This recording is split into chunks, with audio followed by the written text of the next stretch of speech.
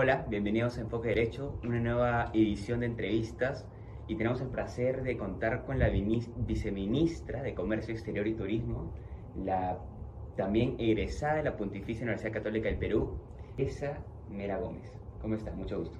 Muy buenas tardes, Fabricio, encantadísima de conversar con ustedes. Muchas gracias por darme la oportunidad de compartir información con nuestra comunidad universitaria. Empezamos con la primera pregunta y es que a raíz del foro académico APEC 2024, ¿cuál es el beneficio de firmar un tratado de libre comercio para las micro y pequeñas empresas? Bueno, en un acuerdo de libre comercio uno lo que hace es establecer mejores condiciones de acceso a los mercados para todas las empresas, en particular las MIPYMES.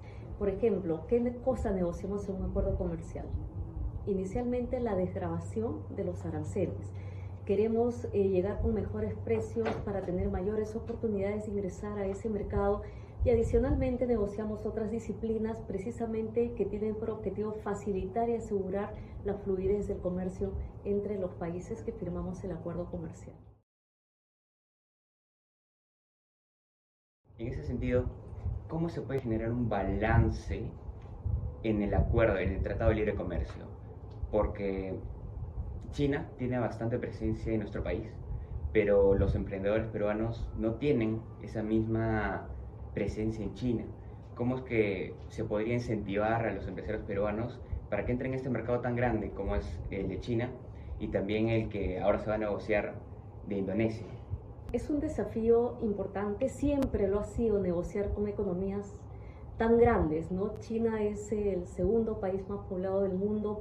Justamente hace unos días estábamos en una conferencia y el embajador de China comentaba que si el Perú exportara toda su producción de uva únicamente a China, solamente el segmento de mayor poder adquisitivo, si estaría dirigido ese producto solamente a ese segmento, si lo hacemos así, cada una de estas personas solamente podría disfrutar de media uva, única y exclusivamente. Es un mercado enorme, no podemos pretender satisfacer esa demanda al 100%. Cuando negociamos el acuerdo comercial, principalmente lo primero que hacemos es identificar cuáles son los intereses y ver cuáles son las oportunidades para nuestros mercados.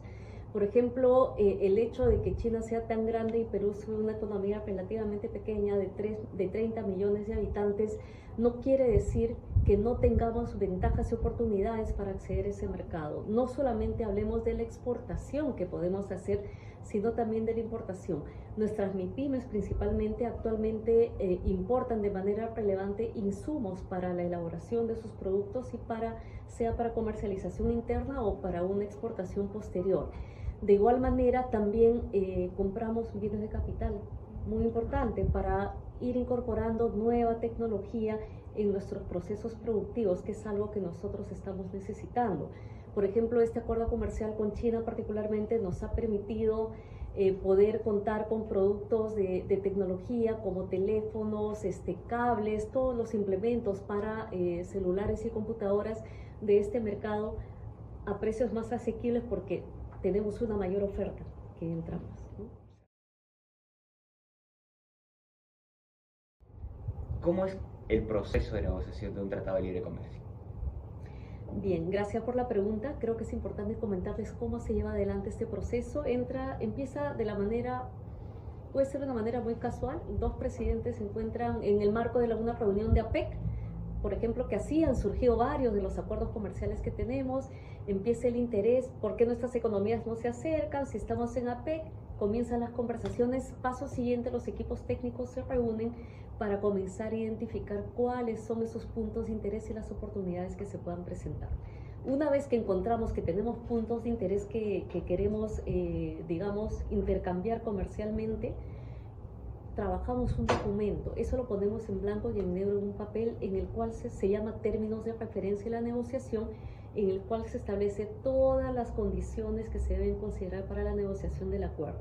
No solamente los temas que vamos a negociar, sino también la parte de forma, la parte formal, por ejemplo, idioma, cuántas veces al año nos vamos a reunir, cuándo es que pensaríamos cerrar la negociación, si las reuniones van a ser presenciales, si van a ser virtuales, en fin, todo ese tipo de detalles. Idiomas, ya lo mencioné. Y después de eso, una vez se presentan estos documentos, nos volvemos a sentar en una mesa a conversar si estamos de acuerdo. Porque a veces, por ejemplo, hay capítulos que la otra parte no quiere negociar. Entonces ahí hay que regresar a evaluar si ese capítulo es demasiado importante para nosotros, que no nos permita seguir adelante si es que no lo incluimos, ¿no? Entonces, una vez que estamos de acuerdo, se lanza el inicio de las negociaciones y a partir de eso se hace una programación de ida y de vuelta. Normalmente es una vez, por ejemplo, en Perú, la otra vez en el territorio de nuestra contraparte. A veces las negociaciones se extienden más de lo que se espera, otras veces se cumplen con los tiempos precisos y excepcionalmente, pero ha pasado alguna vez que hasta nos hemos adelantado un poquito y hemos logrado cerrar negociaciones en tiempos relativamente cortos, ¿no? Es eso, una vez que se concluye este proceso de negociación, se anuncia el cierre de la negociación, que es lo que hemos hecho este año, en mayo y junio, cuando hemos anunciado el cierre de las negociaciones con Hong Kong y la optimización con China respectivamente. Luego de eso no se terminó la negociación. Entra un proceso de revisión legal, donde se revisa línea por línea, en inglés y en castellano, el contenido del acuerdo, porque una coma más, una coma menos hace la diferencia. En el caso, por ejemplo, con China, el proceso está tomando un poquito más de tiempo porque es castellano, chino e inglés. Luego de eso, cuando ya está oleado sacramentada esa revisión, pasa para la firma. Una vez que los ministros firman el acuerdo, se devuelve al país una versión y pasa por el proceso interno de ratificación. Acá, por ejemplo, luego de firmado, a pesar de que todos los ministerios, las instituciones, los gremios han sido parte del proceso, se pasa este texto final para opinión de las diferentes instancias del sector público. Con esas opiniones mandamos a Cancillería para que el área de tratados nos diga que está conforme y de ahí nos diga si es que debe o no debe ir al Congreso. Últimamente los acuerdos no deben ir al Congreso porque no incluyen materia tributaria, no implica modificaciones legales, no incluye temas vinculados a derechos humanos o esas materias que la Constitución establece que necesariamente deben ir al Congreso, ¿no? Entonces, si es que no hay eso, el Ejecutivo lo aprueba y ya puede entrar en vigencia. Entonces, como estábamos hablando de la negociación de un tratado de libre comercio, ¿la OMC influye, la Organización Mundial de Comercio influye en este proceso? ¿Y cómo es que se podría mejorar la oferta exportable de Perú hacia otros países del mundo? Porque lo que mayor exportamos son minerales, sobre todo el cobre, 91% según datos de Comex Perú. Entonces, ¿cómo se podría abrir esa exportación? Bien, muy interesante tu pregunta, Fabricio. Tiene varias partes. Vamos a ir por la más general, la más transversal, que es la pregunta relativa a la OMC. La OMC directamente no entra en el proceso de negociación como tal, pero sí las normas que regulan todo el comercio internacional y que son establecidas en el marco de la OMC constituyen referentes para el proceso de negociación. Por ejemplo, se tiene muy en cuenta el trato no discriminatorio, que es un principio de la OMC en el mundo del comercio, entre otros elementos. También nos sirve como referencia, por ejemplo, para reflejar a modo de espejo los capítulos que son parte de los acuerdos de la OMC. Tenemos, por ejemplo, propiedad intelectual, tenemos medidas sanitarias, fitosanitarias, medidas de defensa comercial, obstáculos técnicos al comercio, servicios, inversiones, en fin, todo este universo son insumos y referentes que nos llevan, que consideramos al momento de realizar el proceso de negociación. Ahora, es importante notar que en los últimos años, yo diría que en los últimos 15 años, los acuerdos que Perú ha negociado no son una copia de la OMC, porque para eso no negociamos un acuerdo comercial. Casi todos nuestros acuerdos, en buena parte, si no en todas las disciplinas de la OMC, son OMC Plus. Tienen elementos adicionales que se desarrollan justamente para fortalecer este relacionamiento con nuestro socio comercial. Ahora, disciplinas como medio ambiente, disciplinas vinculadas a derechos laborales, se incorporan son tenidas en consideración. De los 22 acuerdos comerciales que tenemos suscritos a la fecha vigente, 6 de ellos contemplan estas disciplinas de una u otra manera. En algunos son capítulos completos, en otros son disposiciones vinculadas a la cooperación en estas materias. Por ejemplo, el capítulo hemos incorporado en el acuerdo de optimización que acabamos de cerrar con China, que complementa el acuerdo que tenemos vigente en este momento. Hemos incluido un capítulo de cooperación en temas ambientales. ¿Por qué? Porque en estos tiempos el tema de sostenibilidad de los procesos productivos y de los productos que sacamos al mercado ha pasado a ser un elemento esencial, es un elemento crítico. Antes era un valor agregado, ahora de pronto ya no es un valor agregado, es el punto de partida del producto. Si no tienes esa condición, ni siquiera me lo ofrezcas. ¿No? Tu contraparte, nuestro socio, no lo va a tener en consideración. Lo primero que te piden es, por ejemplo, respeto a las normas laborales, respeto al medio ambiente, cuidado al medio ambiente. Eso no está en los acuerdos, pero ya en el momento de comercializar, por ejemplo, tus compradores te van a pedir que acredites que el producto que se esté exportando no está implicado en temas de trabajo infantil, de explotación de mujeres, sino todo lo contrario, más bien certificaciones que dicen que este trabajo, por ejemplo, fortalece el desarrollo de comunidades, el desarrollo de mujeres vinculadas al comercio, en fin, temas que son vinculados a la sociedad, porque finalmente la exportación, por definición, es un proceso esencialmente formal. Entonces, esto implica que se dan mejores condiciones de trabajo para quienes son parte de esta cadena productiva. Se ha escuchado siempre, ¿no? Decir, no solamente exportamos productos primarios, no productos elaborados, que eso es malo para el país. No lo es. Hay países que han desarrollado su economía en base a la exportación de productos minerales en estado natural. O sea, Chile, por ejemplo, es un gran exportador de cobre. Canadá también es un país minero, lo mismo Australia. O sea, que alguien me diga que no son países desarrollados. El tema no va por ahí. Yo creo que podemos seguir siendo países exportadores de minerales, pero sin embargo tenemos una agenda en proceso. Es una agenda que tenemos que desarrollar. Ahí ya se ha empezado a caminar, pero que tenemos que fortalecer en generar una oferta exportable con productos de valor agregado, porque claramente eso genera un mayor crecimiento en nuestras economías, genera empleo de mayor calidad, pero esto implica por un tema muy grande que va desde la innovación. Hay que ver cómo está el estado de la innovación en nuestro país, esto es importante. Hay un tema también de financiamiento. Hay un tema también vinculado a las capacidades de los profesionales que se requieren para desarrollar estas industrias. Sabemos que es un camino que todavía estamos recorriendo, pero estamos nosotros muy entusiastas en que hay que empezar a hacer. Ese paso hay que darlo. Y justamente como parte de este plan es que se ha propuesto la creación de la ley de la ley de zonas económicas especiales, con el objetivo, entre otros, de generar desarrollo a nivel regional.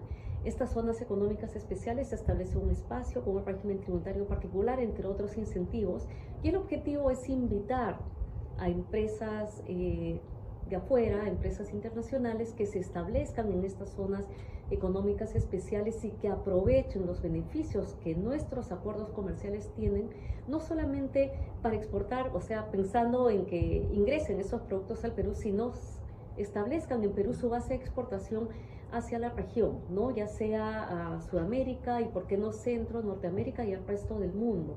Esto es muy importante porque va a fortalecer el desarrollo en regiones. Y un caso concreto, por ejemplo, ahorita tenemos 4 zonas económicas especiales funcionando. Una de ellas, yo siempre menciono el caso de una empresa en Paita, es una empresa de productos médicos oftálmicos que es sumamente exitosa, que desde ahí exporta al mundo. Es un producto de alta tecnología, la planta es impresionante, es de primera línea, y una de las dificultades que ellos mencionaron que tenían era la carencia de los profesionales altamente tecnificados que ellos necesitan. Los podían conseguir, pero en Lima, ¿no? Y eso implicaba un costo muy alto para las empresas. Este tipo de costos afecta a la competitividad, porque ¿a dónde trasladas el costo del profesional? A tu producto final. Entonces hay que llevarlo desde Lima, hay que pagarle un régimen especial, laboral, que tiene que ir por 3 semanas allá, viene una semana, que en fin, una serie de regulaciones que ellos acuerdan con el trabajador. Frente a esto, ¿qué es lo que han hecho? Han hablado con las universidades en Piura para que se comiencen a generar las carreras que ellos necesitan. Fíjense cómo poco a poco todo esto va incentivando una serie de efectos beneficiosos. No es a corto plazo el desarrollo que estamos buscando, pero estamos en la línea, estamos en el camino. Podemos seguir siendo exportadores de productos minerales y, por supuesto, en paralelo trabajar el desarrollo de nuestras exportaciones mucho más estructuradas. De hecho, en este momento no se conoce mucho, pero sí comentarles que, por ejemplo, Perú exporta cámaras hiperbáricas, exporta camas clínicas, exporta empaques y embalajes de alta tecnología hacia el mundo. Entonces sí tenemos, solo que en volumen tal vez no se compara con lo que exportamos todavía en este momento en minerales, ¿no? ¿Cómo es que impacta esta nueva ley de cabotaje marítimo en nuestro país? Y más aún que está pronta la inauguración del puerto de Chancay. ¿Y cuál sería una diferencia respecto a la regulación anterior? Perú en este momento está en un momento muy importante en cuanto a temas vinculados a la facilitación del comercio. ¿Qué es esto de la facilitación de comercio? Todos aquellos aspectos vinculados a la facilitación de las operaciones de comercio exterior. Esto incluye no solamente la norma o el registro que te pide SUNAT, sino también incluye temas de transporte, ¿no? Por ejemplo, temas de infraestructura como carreteras, puertos, regulaciones del transporte, todo que esté conducido para facilitar, porque cuando uno en el marco del comercio internacional hay tres elementos que se consideran. Primero, la apertura de mercados, que ya hemos hablado, que en qué consiste en la negociación de los acuerdos comerciales para tener arancel cero o facilitar las condiciones de acceso a nuestros mercados. El otro punto es, bueno, ya tengo un acuerdo comercial, pero mis empresas no están listas, bueno, las capacitamos. Y eso se llama fortalecimiento de las capacidades de nuestras empresas para que puedan aprovechar estos acuerdos. Tenemos el acuerdo, empresas capacitadas, pero ¿qué pasa si no tengo carreteras, si no tengo puertos para que mis productos puedan llegar al exterior? O si estos costos son demasiado altos que hacen que pierda competitividad. Entonces, este es un factor sumamente importante también y en eso estamos trabajando. En este momento Perú está en un momento, yo diría, de efervescencia en cuanto a los temas vinculados a la logística del comercio exterior. Vamos a inaugurar el puerto de Chancay el próximo mes. Se han modernizado los dos terminales del Callao, tanto sur como norte. Ya hace unos años ha empezado a funcionar y está sumamente activo el puerto de Paracas, Pisco. Estamos también recibiendo, sabemos que hay algunos puertos que están presentando solicitudes para ampliar y mejorar sus condiciones. Vamos a tener un aeropuerto nuevo, hay un nuevo proyecto para modernizar y trabajar en el mejoramiento de los puertos de la Amazonía, que finalmente la Amazonía, sus carreteras son los ríos. Entonces, en este contexto necesitamos impulsar que la carga fluya de manera rápida y segura, porque en el comercio internacional el tiempo es oro y cuesta mucho dinero. En esa línea consideramos que es importante tener una ley de cabotaje que facilite que las naves de bandera extranjera puedan ingresar al Perú. Por ejemplo, vienen de Long Beach, Estados Unidos, o de Manzanillo, en México, pueden bajar por Paita, pasar por Chimbote, recogiendo carga. ¿Para qué? Traerla al puerto de Chancay, al puerto del Callao, para que luego sea exportada a puertos más lejanos.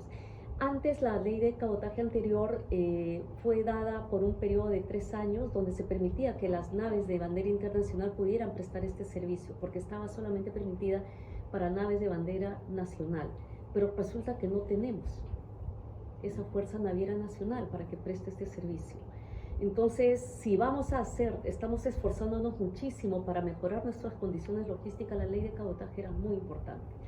¿Esto qué va a hacer? Va a hacer que, por ejemplo, las MIPYMES que están al norte o que están al sur del país puedan juntarse, consolidar carga en un solo contenedor, pase el buque, recoge ese contenedor y lo lleva a los puertos del Callao o al puerto de Chancay, ya no por carretera, sino por mar. Razón costos. Hay una reducción importante de costos porque hay que tener en cuenta que estas naves, como ya vienen de puertos más grandes, vienen haciendo travesías más largas, esto es un costo mínimo. Por lo tanto, no es el costo, la actividad principal, y es un costo marginal el que se está cubriendo, ¿no? Es un tema de acompañamiento justamente para facilitar el tránsito de mercancías. Esta semana ya se ha prepublicado el reglamento de la ley de cabotaje. Esperamos que hacia fin de año esté debidamente reglamentada y cerremos el año pues listos para seguir adelante con la mejora de nuestras condiciones para facilitar las exportaciones de nuestros productos, sobre todo beneficiar a las MIPYMES de nuestro país. Finalizar con algún mensaje, algo que quiera añadir. Solamente invitar a los estudiantes de la Universidad Católica a que tengan un mayor acercamiento con el contenido de los acuerdos comerciales, porque les puede dar luces sobre cualquier emprendimiento que ustedes quieran realizar. Incluso los invitamos a darles una miradita, tal vez de ahí puedan sacar materia de tesis muy interesante de lo que ustedes puedan aportar. Nosotros consideramos que la academia siempre es una fuente de insumos para nosotros, no solamente para el proceso de negociación, sino también para la implementación de los acuerdos comerciales. Ahí los estudiantes pues tienen carta blanca y nosotros los invitamos a acercarse de esa manera, y por qué no, por supuesto, a explorar la página web de Mincetur, de PROMPERÚ, porque hay estudiantes que son emprendedores en buena hora y de repente identifican algún negocio de exportación que quieran realizar. Estaremos encantados de poderlos apoyar. Muchas gracias, viceministra, y nos vemos en una próxima edición. Hasta luego.